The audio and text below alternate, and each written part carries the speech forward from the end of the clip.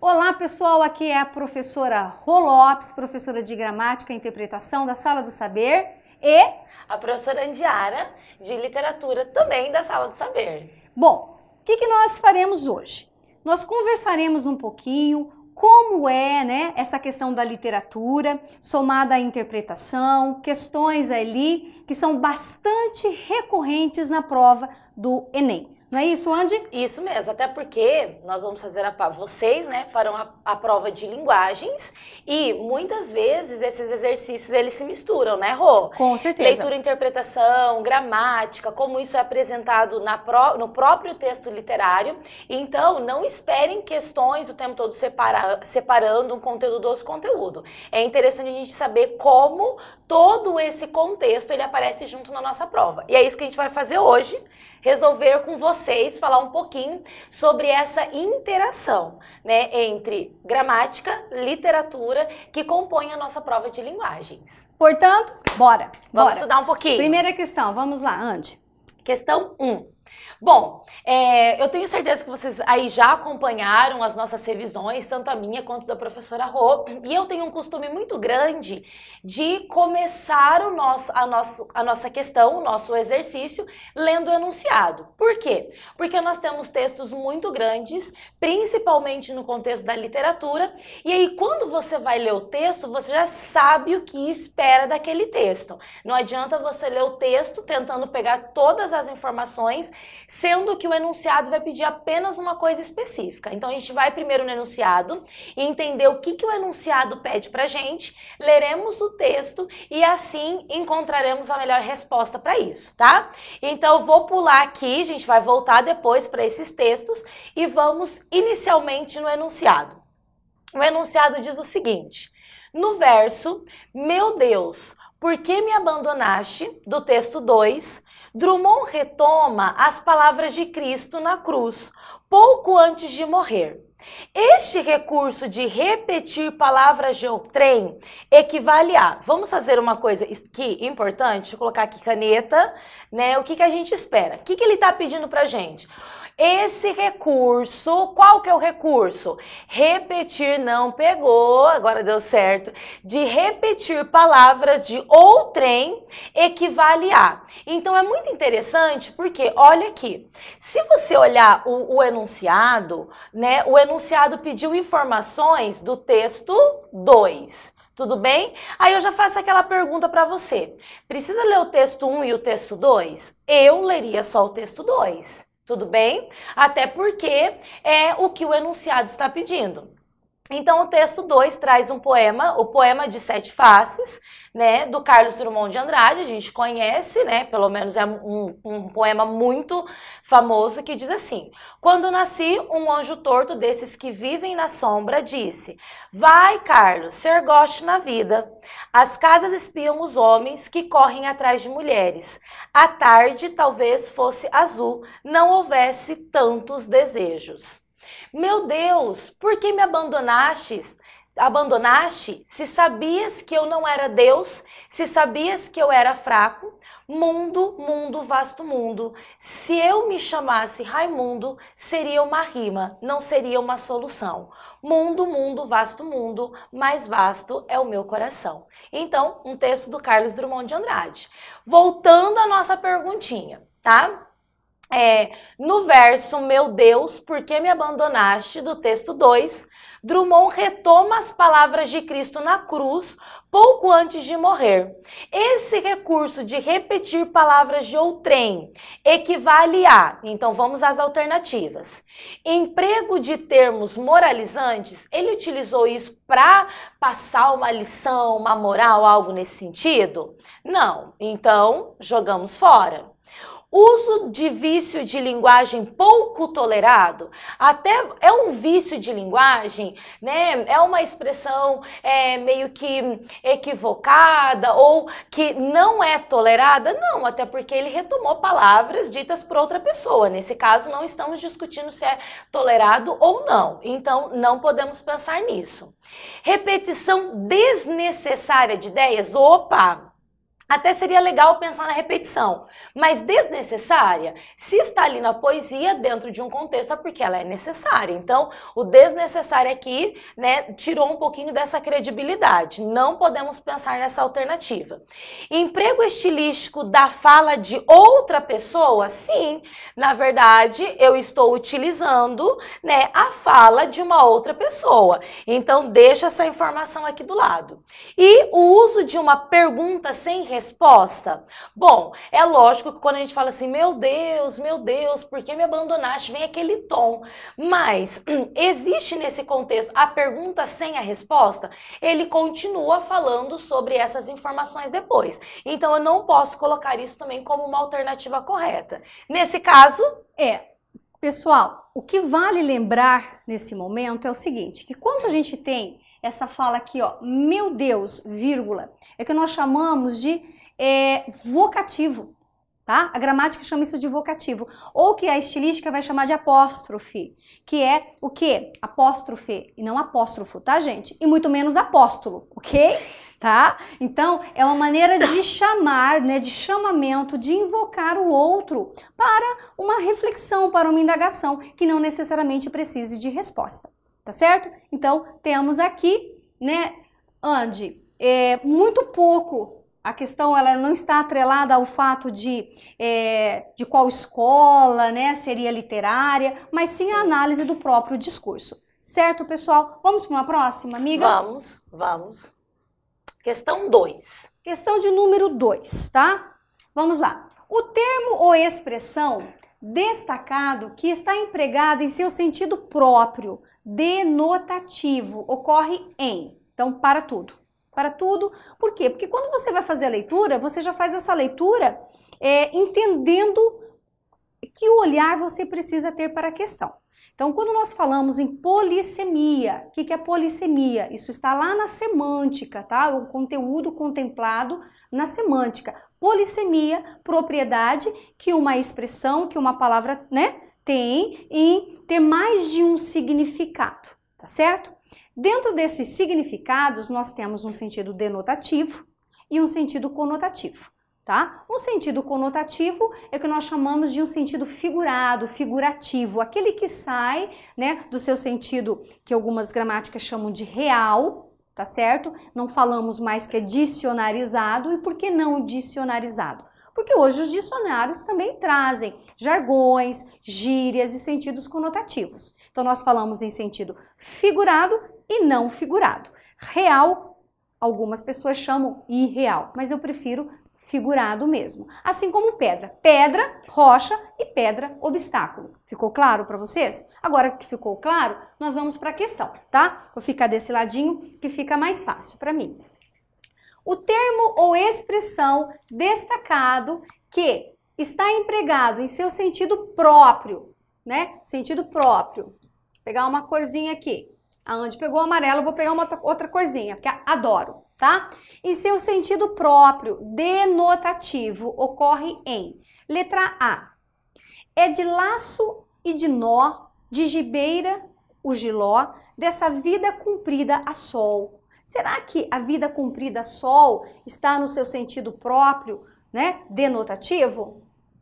Próxima, letra B. Protegendo os inocentes é que Deus, sábio demais, pôs cenários diferentes nas impressões digitais. Palavra cenários, né? É sentido conotativo ou denotativo? C. O dicionário padrão da língua portuguesa e os dicionários unilingües são os tipos mais comuns de dicionários. Em nossos dias, eles se tornaram um objeto de consumo obrigatório para as nações civilizadas e desenvolvidas. Então, aqui nós temos dicionário padrão. Letra D. Letra D, nós temos uma tira, não é isso? Às vezes, eu tenho a impressão de que a bateria dele não acaba, tá? Então, a palavra que a ser analisada é a bateria. E a letra E, humorismo é a arte de fazer cócegas no raciocínio dos outros. Há duas espécies de humorismo, 2 pontos, o trágico e o cômico. O trágico é o que não consegue fazer rir, e o cômico é o que é verdadeiramente trágico para fazer. Então, pessoal, o que nós temos? Onde nós temos a ideia do conotativo e do denotativo. Queremos o denotativo. Quando ele diz fazer cócegas no raciocínio, a gente consegue fazer cócegas de fato no raciocínio? Claro que não. Então, a letra E não é a nossa resposta porque é sentido conotativo. Lá na letra D, acabar a bateria dele. Acabar a bateria, a gente diz o quê? Acabar a energia. Realmente o menino não tem uma bateria, né? Não tem como. Acho que não. Né, Andy? Não tem, né? Embora de vez em quando nós achemos que algumas pessoas têm bateria aí, né? Super carregada. Mas aqui também é conotativo, pessoal. Não é. Então, a resposta há de estar aqui entre a C, a B e a A.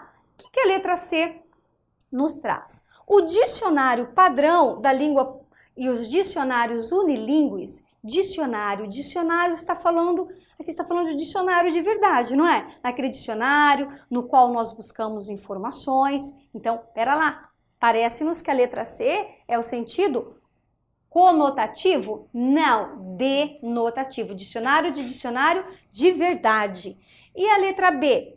Protegendo os inocentes é que Deus, sábio demais, põe cenários diferentes. Não são cenários no sentido real, né? Ó, cenários diferentes nas impressões digitais. O que quer dizer, gente? Identidades únicas, identidades particulares, cada um tem as suas características. Então, esse cenário não diz respeito àquela visão que nós temos, né, de abrir a janela e observarmos ali uma paisagem belíssima. Não, isso aqui é sentido conotativo. Por enquanto, letra C. É de laço e de nó, de gibeiras de ló, dessa vida cumprida sol. O que é uma vida cumprida sol? Cumprida sol é o sentido conotativo, ou seja, no dia a dia, levantando, na labuta diária. Portanto, letra A também não é. Ótimo! Resposta, letra D. Então, é uma questão, tá? Que traz aqui bastantes fragmentos, né? Voltados para a literatura, mas que dependem muito mais da sua interpretação, do seu conhecimento de semântica. Não é verdade, profs? Isso mesmo, amiga. E leva em consideração que o que você tem que analisar e interpretar aqui, eu gostei bastante, a Rosângela, a Prof. Rô, marcou, que são as palavras que estão em destaque. Então, normalmente, a prova já vai te dar quais palavras que você deve analisar no sentido conotativo e denotativo. Pode, muitas vezes, pegar um texto que traga sentidos, né, denotativos, mas a palavra específica a ser apresentada, ela é conotativa. Então, presta atenção na palavra, né, Rô? É porque, na verdade, né, minha amiga, na verdade, em alguns vestibulares, nós temos todo um trecho e não a sinalização da palavra. O Enem, ele tem por hábito sinalizar. Não significa que, professora, é certeza absoluta, vai... Não, não é isso que estamos dizendo. O fato é que sempre será uma expressão, uma palavra, uma pequena construção que já vai te capacitar a escolher a resposta. A resposta, né, amiga? Isso mesmo. Bora para a próxima? Vamos para mais um exercício. Próximo exercício, aula de português. Não sai daqui, tô brincando. Vou deixá-la ler para vocês o texto, aula de português. Tudo bem. Olha, o enunciado diz o seguinte... No poema, a referência à variedade padrão da língua está expressa no seguinte trecho. Então, a gente vai trabalhar juntas aqui, né? Precisamos ler o poema para sabermos aqui a referência à variedade padrão da língua. Então, nós temos aqui o sentido... Muito obrigada, era meu sonho ter essa caneta. Tudo bem? Então, precisamos saber qual é a variedade padrão da língua que está expressa em algum desses trechos aqui. Vamos dar uma olhadinha no texto? Que diz o seguinte, ó, aula de português. A linguagem, na ponta da língua, tão fácil de falar e de entender. A linguagem, na superfície estrelada de letras, sabe lá o que quer dizer? Professor Carlos Góes, ele é quem sabe e vai desmatando o Amazonas de minha ignorância. Figuras de gramática esquipáticas atropelam-me, aturdem-me, sequestram-me. Já esqueci a língua em que comia, em que pedia para ir lá fora, em que levava e dava pontapé. A língua, breve língua entrecortada do namoro com a priminha. Isso mesmo, com a priminha. Do namoro com a priminha.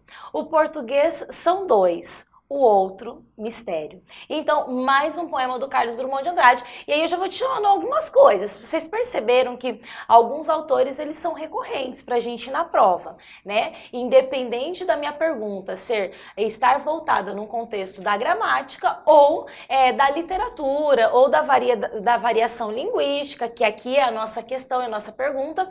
Então, sempre eles vão pegar um texto dentro desses nossos autores e artistas conhecidos, tá? Então, no poema, a referência à variedade padrão da língua. E é muito legal aqui, nós estamos falando padrão da língua. Está expressa no seguinte trecho. A linguagem na ponta da língua. A letrinha A. A letra B diz, a linguagem na superfície estrelada de letras. A letra C, a língua em que pedia para ir lá fora. Letra D, a língua em que levava e dava pontapé. E a letra E, a língua do namoro com a priminha. Eu sei que você vai querer essa caneta, porque é a especialidade dela, gente. Gente, estamos falando de padrão. Padrão. Muitos alunos, Andy, acabam confundindo a linguagem padrão como a linguagem difícil. É a linguagem padrão, é a linguagem difícil. A linguagem padrão, ela respeita o quê, pessoal? É claro que ela respeita a gramática. É uma linguagem que foi elaborada, né, com vistas à gramática normativa, mas principalmente aquela que não é usada, por exemplo, no cotidiano. Não é aquela linguagem que nos parece um bate-papo com o vizinho. Vocês entenderam? Então, quando vocês lerem esse tipo de questão que fala assim, respeita a língua padrão, pense, quando vocês lerem aquele excerto, aquele fragmento, parece que você está lendo um trecho de uma conversa, de um bate-papo, né? Um coloquialismo. Então, o coloquialismo é o inverso do padrão. Então, se vocês observarem as proposições aqui, vou ficar desse lado, a linguagem na ponta da língua. Pessoal, na ponta da língua é uma linguagem cotidiana, né, Andy? Sim. Na ponta, nossa, eu trouxe isso na ponta da língua. Então, ponta da língua não é padrão, ela é coloquial. Então, não é. Letra B. A linguagem na superfície estrelada de letras. Olha as palavras. Linguagem, superfície estrelada de letras. Então, não nos parece uma linguagem cotidiana. Tudo bem? Então, deixemos ali, por enquanto, a letra B. A língua, né? Só o referencial para a gente saber a questão. Em que pedia para ir lá fora. Eu quero ir lá fora. Eu quero ir lá fora. Lá fora. Pessoal, coloquialismo. D, em que levava e dava pontapé. Saiu dando pontapé. Pessoal, expressão cotidiana também. Nada tem a ver com a padronização, ok? Letra D, também não. Ops, sobraram duas. Ou é a letra B, ou é a letra E. A língua do namoro com a priminha. A língua do namoro com a priminha. Pessoal, se você tem esse sufixo diminutivo, inha, inho, tá? Cuidado! Meu Deus! Né? Tem que tomar cuidado. Por quê? Porque quando você usa o diminutivo de uma palavra, Andy, você pode dizer várias coisas. Você pode estar sendo irônico, né? Sim. Amorzinho. Que amorzinho você. E a pessoa é chata pra caramba, né? Que amorzinho, né? Ou pode denotar carinho, né? Como, por exemplo, assim, benzinho, né? Então, tudo vai depender do tom. Ou pode ser realmente essa questão pejorativa, depreciativa, feia, tá? Nossa, que mulherzinha, hein? Ok? E aqui, quando você coloca, né, do namoro com a priminha, não é muito legal. Então, está longe de ser padrão. Resposta, portanto, é a nossa letra B. Repito, linguagem, superfície, estrelada, letras. Não é isso? Então, nada de coloquialismos. Então, fechamos mais uma questão. Vamos para a próxima, amiga? Vamos para a próxima. Ainda temos de resolvermos mais um exercício. Ó, questão 4. Temos aqui uma situação de, mais uma vez, uma obra de arte, né? Um texto literário, que traz pra gente no enunciado. No romance Vidas Secas, de Graciliano Ramos, o vaqueiro Fabiano encontra-se com o patrão para receber o salário. Eis parte da cena, mas eu quero mais uma coisa com vocês. Espera aí, nós começamos a ler, eu quero o enunciado, toda a parte do enunciado para a gente voltar para ler o texto, tá? No fragmento transcrito, o padrão formal da linguagem convive com marcas de regionalismo e de coloquialismo no vocabulário. Pertence à variedade do padrão formal da linguagem o seguinte trecho. Vocês perceberam que novamente nós estamos retomando aquele enunciado da questão anterior. Então, por mais que eu esteja trabalhando com uma obra literária, né? Aqui a gente está falando Vidas Secas, Graciliano Ramos, né? Que nós vamos automaticamente lembrar modernismo segunda geração. O que eu quero é olhar essa variedade do padrão formal da linguagem. O que a Rosângela já havia apontado pra gente agorinha há pouco, né? O que vem a ser padrão. Mesmo assim, a gente vai ler o trecho para compreendermos essa cena. Não se conformou. Devia haver engano. Com certeza havia um erro no papel do branco. Não se descobriu o erro e Fabiano perdeu os estribos. Passara a vida inteira assim, no toco, entregando o que era dele de mão beijada. Estava direito aquilo? Trabalhar como negro e nunca arranjar carta de alforria? O patrão zangou-se, repeliu a insolência, achou bom que o vaqueiro fosse procurar serviço noutra fazenda. Aí Fabiano baixou a pancada e amunhecou. Bem, não era preciso barulho não. Então, nós temos aqui essa situação e voltamos então para o nosso enunciado. No fragmento transcrito, o padrão formal da língua convive com marcas de regionalismo e de coloquialismo no vocabulário. Então, aqui existe uma mistura, né, da questão coloquial, mas não perde-se o contexto da língua padrão, né, da linguagem padrão. E aí, pessoal, só fazer aí uma observação. Lembrar vocês, marcas de regionalismo, é o que eu já disse a vocês na nossa super revisão lá, tá, de língua portuguesa e interpretação, o seguinte, que quando se fala em variante linguística, sempre entendam que a língua é a mesma, tá? Nós cultuamos, nós temos o nosso código linguístico, a língua portuguesa, mas a maneira individual com que a utilizamos é que faz com que nós tenhamos as variações linguísticas. E a linguagem, ela faz parte da nossa identidade nacional. Ela faz parte da nossa identidade como grupo, como pessoa, como indivíduo, né? Então, como nós nos relacionamos com os nossos amigos, com os nossos colegas, se eu moro no norte, no sul, ou no nordeste, ou no noroeste do país, então ela nos identifica. Olha que coisa maravilhosa. E o que a gente percebe nesse excerto é justamente isso, né? O regionalismo, marcas do regionalismo, marca desse povo, marca desse personagem. Não é isso? Então, é a identificação desse personagem, é a verossimilhança que é confrontada, que é ratificada, confirmada no uso, né, próprio da língua escolhida, do tipo de linguagem, melhor dizendo, escolhido. Tá bom? Então, a questão novamente fala isso, ó, pertence à variedade padrão formal. Então, queremos o quê? queremos padrão formal, tirando toda essa parte de coloquialismo, de regionalismo, de variante, né? E onde que nós temos isso, amiga? Será? Letra A. Se conformou, devia haver engano. Letra B. E Fabiano perdeu os estribos. Parou um pouquinho, perdeu os estribos. O que aconteceu com o Fabiano, então? O Fabiano ficou nervoso, perdeu a paciência. Perdeu o rumo. Ó, perdeu o rumo. Perdeu os estribos é uma marca de regionalismo. E outra, isso é bem próprio daquelas expressões, né, criadas no dia a dia, que dizem uma coisa, mas querem dizer outra. Então, não é a letra B. Não pode ser a letra B. C. Passar a vida inteira assim no toco. No toco, assim no toco. Pessoal, também não vai ser, não, isso não é padrão, né, passar no toco. Até porque a gente tem essa expressão de toco para várias coisas, né? Fulano levou um toco, né, quer dizer, levou um fora. Então isso é um coloquialismo. Tira. Então não tem como pensarmos na letra C. D.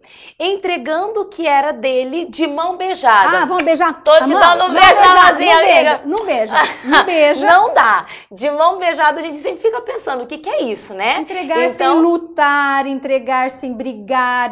Então entregar assim, você quer stop, tá? Tá bom. Então não é.